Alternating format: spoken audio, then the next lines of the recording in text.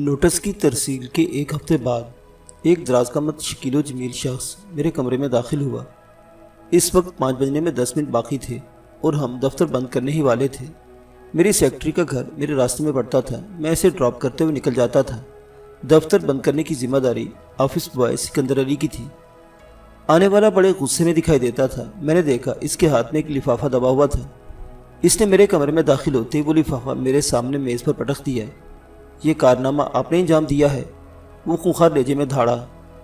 میں نے اس کے رویے کی پرواہ کیے بغیر پیشہ ورانہ مسکراہٹ سے اس کا استقبال کیا، پھر خوشگوار لہجے میں ایک کرسی کی جانب اشارہ کرتے ہوئے کہا، آپ تشریف رکھیں، میرے پاس اتنا فالتو وقت نہیں ہے۔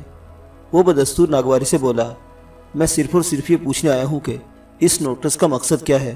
اس نے انگلی کی مدد سے میز پر پڑے ہوئے لفافے کی طرف اشارہ کیا۔ میں نے پہلی نظر میں لفافے کو پہچان لیا تھا۔ ایک ہفتہ قبل میں نے خود اسے اپنے ہاتھوں سے عبدالرؤف کے نام پوسٹ کیا تھا۔ غالباً آپ عبدالرؤف ہیں، میں نے نرم لہجے میں کہا، نگہت پروین کے شوہر۔ اس عورت کا نام نہ لے میرے سامنے۔ اس نے ایسا منہ بنایا جیسے کسی بد ذائقہ چیز کو نگل لیا ہو۔ میں نے اس عورت کی وجہ سے بہت دکھ اٹھائے ہیں، یہ کہہ کر وہ کرسی پر بیٹھ گیا۔ اچھا، میں نے مصنوعی حیرت کا اظہار کرتے ہوئے کہا، مگر میری موکلہ نے تو کوئی اور ہی کہانی سنائی ہے۔ اس نے میرے ظلم و ستم کی ایک طویل فہرست دنوائی ہوگی۔ اب وہ آہستہ آہستہ کھلتا جا رہا تھا اور اس کے لہجے سے غصہ بھی غائب ہو گیا تھا، اور یہ بھی کہا ہوگا کہ میں بہت بد کردار ہوں، شرابی اور زانی ہوں، بازاری عورتوں سے میرے تعلقات ہیں۔ کمال ہے۔ میں نے گفتگو میں دلچسپی لیتے ہوئے کہا، آپ کو یہ سب باتیں کیسے معلوم ہوئی؟ کیا آپ ٹیلی پیتھی جانتے ہیں؟ آپ بھی بھولے بادشاہ وکیل صاحب۔ اسے دوبارہ غصہ آ گیا۔ مجھے تو حیرت ہو رہی ہے کہ آپ عدالت میں مقدمات کس طرح لڑتے ہوں گے۔ میں نے سن رکھا ہے وکیل حضرات بہت شاطر اور چالاک ہوتے ہیں۔ میں نے کہا، میں آپ کی بات کا مطلب نہیں سمجھا۔ وکیل صاحب، عورت کے چھل فریب کو سمجھنا آسان کام نہیں ہے، اس کے لیے بہت تجربے کی ضرورت ہوتی ہے۔ اس شعبے میں ٹیلی پیتھی سے زیادہ تجربات کا عمل دخل ہے۔ معلوم ہوتا ہے آپ ابھی تک اللہ کی اس نعمت سے محروم ہیں۔ میں نے ایک سرد آبھری پھر کہا، تمہارا اندازہ درست ہے۔ میں دانستہ اس سے بے تکلف ہو رہا تھا۔ اس طرح مجھے اس کی کمزوریاں جاننے کا زیادہ سے زیادہ موقع ملتا، جو مقدمے کی صورت میں میرے لیے خاصی مفید ثابت ہوتی۔ میں نے پوچھا، اس نوٹس کے بارے میں تمہارا کیا خیال ہے؟ جھوٹ کا پرندہ، وہ پورے اعتماد لہجے میں بولا، اس میں پیش کیے گئے تمام مطالبات میں دروغ گوئی سے کام لیا گیا ہے۔ مطلب؟ میں نے وضاحت طلب نظروں سے اس کی طرف دیکھا۔ وہ میرے سوال کا مطلب سمجھتے ہوئے بولا، اس سے بڑا جھوٹ اور کیا ہو سکتا ہے کہ سعادت علی خان جیسے ٹٹ پونجیے نے مجھے جہیز کے لیے 50,000 روپے دیے۔ پھر انعامی بانڈ والا قصہ بھی کتنی مضحکہ خیز بات ہے۔ وہ بانڈ میرے پاس 5 سال سے رکھا ہوا تھا جس پر انعام نکلا تھا۔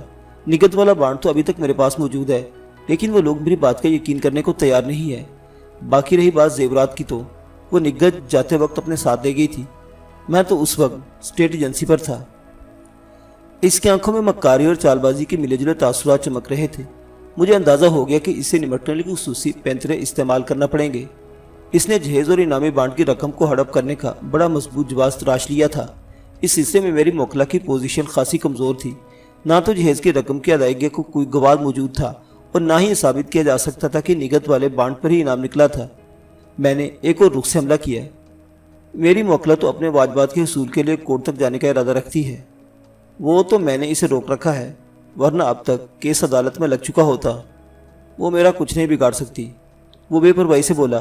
میں نے کہا، مگر میں تمہارے خیال سے اتفاق نہیں کرتا۔ پھر میں نے نکاح نامے کی نقل کو اس کے سامنے پھیلاتے ہوئے کالم نمبر 20 کی طرف اشارہ کرتے ہوئے پوچھا، اس کے بارے میں تم کیا کہتے ہو؟ مذکورہ کالم میں نان و نفقہ کے بارے میں تحریر کیا گیا تھا، اسی لیے تو میں آپ کے پاس آیا ہوں وکیل صاحب۔ اسے احساس ہو گیا تھا کہ میں نے اس کی دکھتی رگ پر انگلی رکھ دی ہے۔ اس سلسلے میں کچھ رقم خرچ کر سکتا ہوں۔ بات کچھ رقم کی نہیں ہے، میں نے کہا۔ تحریر کے مطابق 6 ماہ کا نان و نفقہ 22,1200 روپے ماہوار اور مبلغ 7,200 روپے بنتا ہے۔ یہ تو تمہیں ہر صورت میں ادا کرنا ہوگا۔ علاوہ ازیں تم نے اس عرصے کے دوران میں حقوق زوجیت بھی پورے نہیں کیے۔ آپ بہت زیادہ رقم بتا رہے ہیں وکیل صاحب۔ بالکل سیدھا حساب ہے، اس میں الجھن کی کیا بات ہے؟ وہ سوچتے ہوئی نظروں سے کچھ دیر مجھے دیکھتا رہا، مگر پھر پرخیال لہجے میں بولا، میں 3,000 تک دینے کو تیار ہوں۔ خامخواہ کورٹ کچہری کے جھمیلے میں پڑنے سے کیا فائدہ؟ میں نے بظاہر اس کے خیال کی تصدیق کرتے ہوئے کہا، تم بالکل ٹھیک کہتے ہو۔ یہ میاں بیوی کا آپس کا معاملہ ہے جسے گھر میں ہی نمٹا لینا چاہیے، کورٹ میں جانے کی نوبت نہیں آنی چاہیے۔ خدا آپ کا بھلا کرے۔ اس کے چہرے پر مجھے پہلی مرتبہ خوشی جھلکتی دکھائی دی۔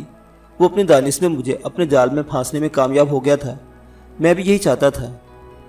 آپ اسے راضی کر لیں، میں آپ کی روبرو رقم ادا کر دوں گا۔ میں نے سوچنے کی اداکاری کرتے ہوئے کہا، 3000 بہت کم ہے اور وہ اتنی رقم میں راضی نہیں ہوگی، تم اس پر نظر ثانی کرو۔ میں دانستہ اسے تاثر دے رہا تھا کہ جیسے میری ساری ہمدردیاں اسی کے ساتھ ہوں۔ میں نے اس کے ارد گرد ایک ندیدہ جال پھیلا دیا تھا۔ رفتہ رفتہ وہ اس جال میں الجھتا جا رہا تھا۔ وہ فیصلہ کن لہجے میں بولا، وکیل صاحب 5000 میں میری جان چھڑائیں، میں کل رقم لے آتا ہوں، آپ اپنی موکلہ کو بلوا لیں۔ میں نے کہا، رقم تو تم نے معقول بتائی ہے مگر تمہاری جان اتنی آسانی سے نہیں چھوٹے گی۔ اس نے چونک کر میری جانب دیکھا، کیا مطلب؟ میں نے نکاح نامے کے کالم نمبر 13 پر انگلی رکھتے ہوئے کہا، تمہاری جان اس زنجیر میں جکڑی ہوئی ہے۔ جان چھڑانے کے لیے تمہیں اس رقم میں مبلغ 35,000 روپے کا اضافہ کرنا ہوگا، یعنی اس صورت میں تمہیں 40,000 روپے ادا کرنا ہوں گے۔ نکاح نامے کے مذکورہ کالم میں حق مہر کی رقم درج ہے۔ وہ بھڑک اٹھا، وکیل صاحب آپ بہت چالاک ہیں، آپ مجھے پھانسنے کی کوشش کر رہے ہیں۔ خدا نخواستہ میں نے ایسی کوئی کوشش نہیں کی۔ میں نے سمجھانے والے انداز میں کہا، میں نے تو تمہیں ایک مشورہ دیا ہے اور وہ بھی مفت۔ وہ غصے سے بولا، مجھے ایسے مشورے کی ضرورت نہیں ہے جو میرے نقصان کا باعث ہو۔ آپ اپنی موکلہ کی وکالت کر رہے ہیں۔ مجھے اس بات کی خوشی ہے کہ میں اپنی ذمہ داری نبھا رہا ہوں، میں نے تیز آواز میں کہا، اور پھر آواز دھیمی کر کے رازدارانہ لہجے میں اضافہ کیا، میری تم سے کوئی دشمنی نہیں عبدالرؤف۔ میں بھی یہی چاہتا ہوں کہ گھر کی بات گھر میں طے ہو جائے۔ میں ان وکیلوں میں سے نہیں ہوں جو محض اپنی فیس کھری کرنے کے لیے لوگوں کو عدالتوں میں خوار کرتے رہتے ہیں۔ بات اس کی سمجھ میں آ گئی۔ وہ سر کو اس بات میں حرکت دیتے ہوئے بولا، آپ مجھے 2 روز کی مہلت دے دیں، مجھے سوچنے کا موقع چاہیے۔ میں 2 روز بعد آپ کے پاس آؤں گا۔ آپ جب تک کیس عدالت تک نہ لے جائیں، میری بس آپ سے یہی درخواست ہے۔ وہ سانپ کی طرح کینچری بدل رہا تھا۔ میں سمجھ رہا تھا کہ وہ 2 روز کی مہلت اس لیے کسی خاص مقصد کے تحت حاصل کی تھی۔ وہ اتنا سیدھا نہیں تھا کہ تصفیہ کی کوئی صورت نکالتا۔ بہرحال میں نے سوچا کہ چلو، گھی اگر سیدھی انگلی سے نکل رہا ہے تو انگلی ٹیڑھی کرنے کی کیا ضرورت ہے۔ اس دوران میں نگل پروین سے بھی ایک میٹنگ کر لینا چاہتا تھا۔ میں نے عبدالرؤف کو 2 دن بعد آنے کا کہہ کر رخصت کر دیا۔